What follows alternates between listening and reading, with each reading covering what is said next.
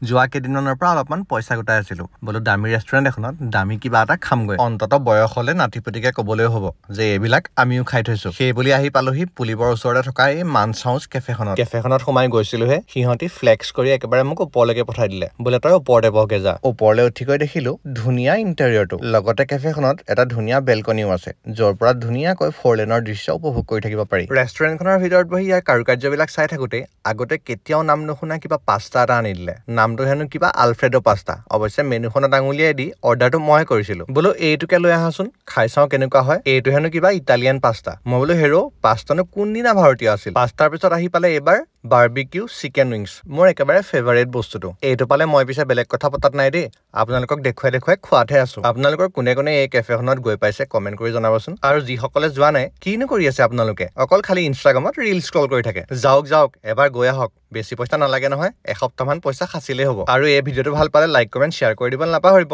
আজিলৈ ভিডিঅ'টো মই ইমানতে সামৰণি মাৰিছো আকৌ পুনৰ এটা ভিডিঅ'ত লগ পাম তেতিয়ালৈকে বাই